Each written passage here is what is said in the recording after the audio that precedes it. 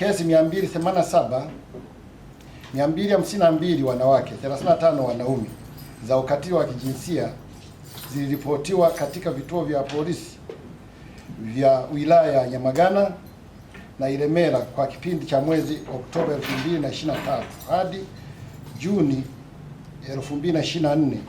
Kesi 641, 466 ya watoto wa kike, 175 watoto wa kiume za ukatili dhidi ya mtoto ziliripotiwa katika vituo vya polisi vya wilaya ya Nyamagana na Ilemela kwa kipindi cha mwezi Oktoba 2023 hadi Juni. Panahitajika ushirikiano wa pande mbili, yaani polisi na kila mmoja katika jamii.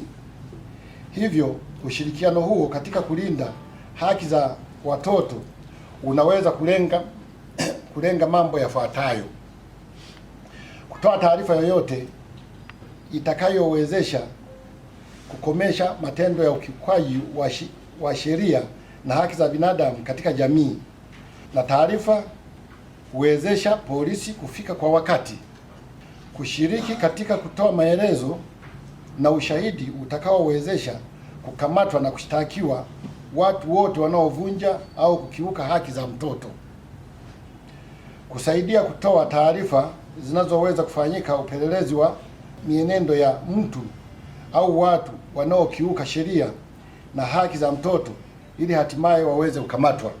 Sisi kama shirika la Plan International, watoto ndio kiini cha kila kazi tunayofanya. Tunafanya shughuli za maendeleo ndani ya jamii, lakini tukipitia kwa mtoto.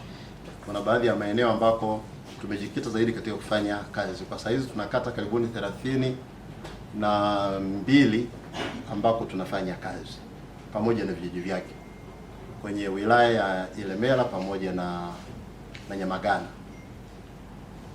Na katika mkoa wa Mwanza tunayo miradi kadhaa tunayotekeleza, mojawapo ikiwa ni mradi wa VEMA. Tunauita mradi wa VEMA, vijana, elimu, malezi pamoja na ajira.